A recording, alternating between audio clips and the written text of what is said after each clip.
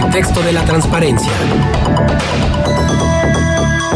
Pues es un gusto recibirte, Leonor Gómez Barreiro, periodista especializada en temas de transparencia, anticorrupción y Estado abierto.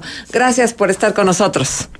Muchísimas gracias, Marcela. Y el día de hoy les voy a compartir un tema que está enfocado a la participación ciudadana. Para que la corrupción exista se requiere una red de protección que permite el funcionamiento y aceite la maquinaria de complicidades. Así es como un engranaje que trae ganancias para los que le apuestan al moche, a la malversación de los fondos públicos, al tráfico de influencias, al abuso de autoridad, al enriquecimiento ilícito, al fraude fiscal y a la delincuencia organizada, mencionar algunos delitos vinculados a este fenómeno. Aunque la corrupción no está vista como un delito en México, los actos mencionados ameritan sanciones penales de acuerdo a nuestro marco normativo que aplican para todos, incluidos servidores públicos. Sin embargo, ante la falta de una Procuraduría General de la República sin la autonomía necesaria para investigar grandes escándalos de corrupción y leyes diseñadas para combatir el desvío de dinero público que no ha logrado implementarse con éxito en las entidades, la red de encubrimiento se fortalece en lugar de debilitarse. ¿Qué se necesita para alcanzar avances? Aunque el enojo y la molestia social es comprensible por el nivel de impunidad al que se ha llegado en México, la ciudadanía tiene el reto de organizarse y administrar sus talentos para no verse rebasada. ¿Hay talento? Por supuesto que hay talento y de sobra. Sabemos que hay muchas personas dedicadas al ámbito académico o incluso también al ámbito social o incluso personas que se dedican al sector empresarial, pero lo hacen de manera destacada y tienen muchos conocimientos que pueden compartir para que los ciudadanos puedan administrar su talento y mejorar las estrategias. Sabemos que la percepción de la corrupción se ha incrementado y esto no necesariamente trae consigo una lectura 100% negativa. Y voy a explicar por qué. También significa que cada vez es más la población sensible al tema y lo ve como un asunto público que impacta en su calidad de vida. Porque los indicadores de corrupción hasta este momento solo están evaluando la percepción de la corrupción. Una red de corrupción se combate con otra red de actores que saben construir estrategias y metas en conjunto. Evitan en todo momento la partidización de sus objetivos y sobre todo no se rinden de buenas a primeras porque entienden que se trata de una tarea a largo plazo. Uh-huh. Pero entonces, Leonor, ¿me escuchas? ¿Estás ahí? Sí, claro. Lo que quiero preguntarte, entonces, ¿qué falta? O sea, hay un reconocimiento, ¿sí? O sea, que uno de los graves problemas es la corrupción.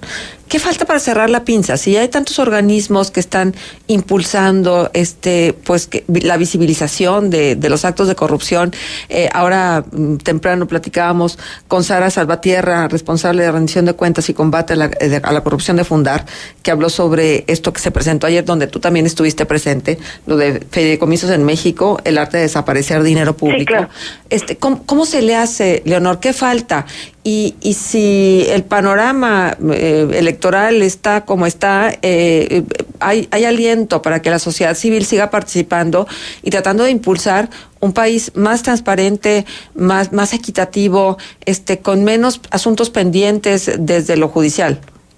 Mira, justo ayer que presentábamos la investigación de fideicomisos públicos en México, el arte de desaparecer el dinero, llegábamos a la conclusión de que los fideicomisos, por ejemplo, son figuras que han sido poco estudiadas, que incluso no sabemos la cantidad de recursos públicos que se van a ese boquete, una especie como de hoyo negro, donde incluso las entidades se pueden endeudar y pueden adquirir cantidades mayores de endeudamiento que las que registran en el conteo de deuda pública.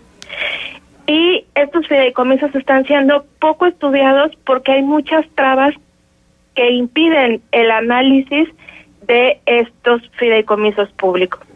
Entonces, hay pocas instituciones realmente que están evaluando cada peso, ¿no? Y exigiendo que las instancias públicas entreguen la información con respecto al uso de los fideicomisos públicos en México.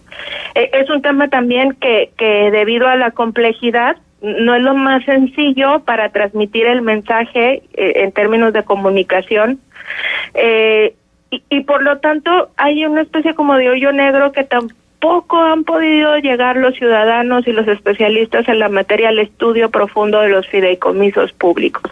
Esto es un primer intento, ¿no? De todos los fideicomisos que hay en México. En el caso de México Infórmate, solamente estudiamos dos, que es el Fideicomiso de Defensores y Protección a Periodistas y el Fideicomiso del Río Sonora, que se creó por el derrame de desechos tóxicos a los ríos.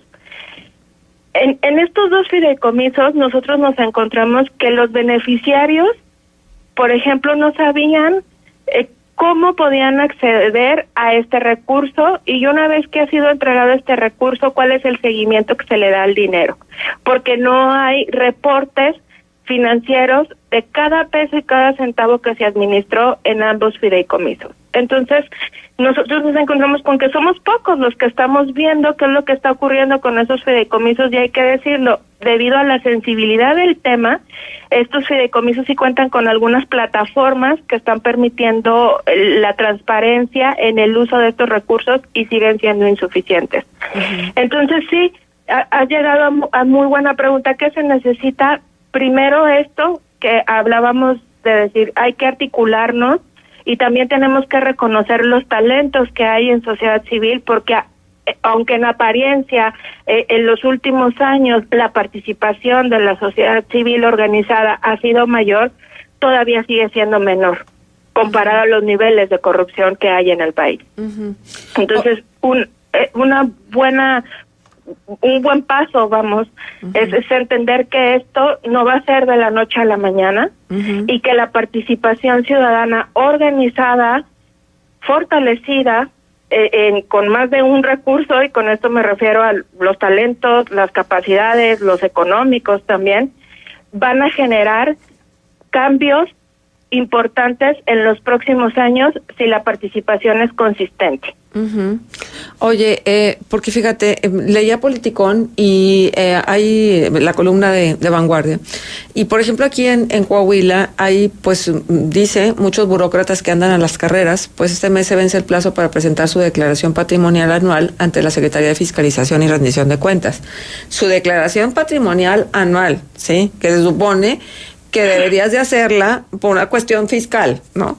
La cuestión es que este año se estrenará una nueva herramienta que se llama Declaranet Plus, que fue proporcionada por la Secretaría de la Función Pública Federal que dirige Arely Gómez, y como toda cosa nueva habrá que entenderle bien para no caer en errores.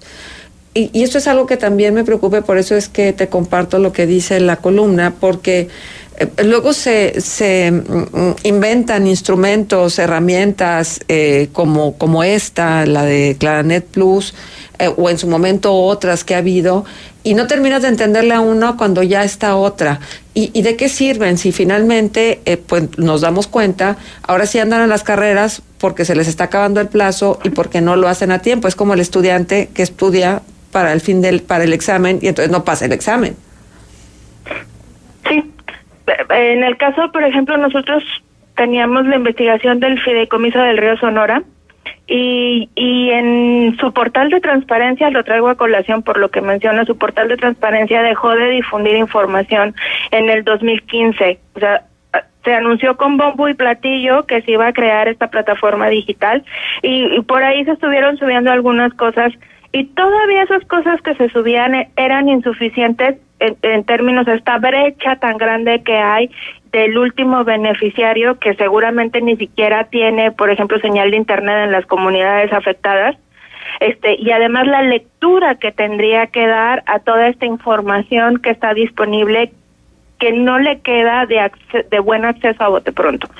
Entonces, son como distintos niveles de preparación, pero sin duda hay que intentar llegar a las entrañas porque cada vez va a haber más obstáculos para que nos enteremos de lo que está sucediendo. Entonces, una plataforma digital, aunque no llega al último beneficiario, y sabemos que hay muchas brechas en la difusión de esta información y que es muy difícil que le llegue este mensaje al beneficiario final, por ejemplo, de un fideicomiso, el hecho de que exista esta plataforma sí permite o deja ver una parte para que la ciudadanía que esté enfocada o que esté participando al análisis, o incluso instituciones educativas que comienzan ya a entender en qué consiste este asunto de la corrupción, y por lo tanto hay que apostarle a que los talentos de sus universidades se inviertan en el análisis de esta información. Entonces, hay falta como que muchísimos factores estén involucrados y siguen siendo pocos. Aunque duda. La visibilidad sea mucha. Sin duda, Leonor. Pues bueno, hay tema para rato, ¿no? Y creo que todos tenemos la obligación de impulsar pues esta necesidad de la apertura, de la transparencia y de que la impunidad deje de ser la que reina en nuestro país, para que por lo menos haya un acicate para no cometer todos estos actos que nos han metido en tantas problemáticas sociales y tanto descrédito para las instituciones. Muchísimas gracias. Gracias, Leonor, por estar con nosotros. Por su tiempo. Hasta luego. Leonor Gómez Barreiro estuvo con nosotros.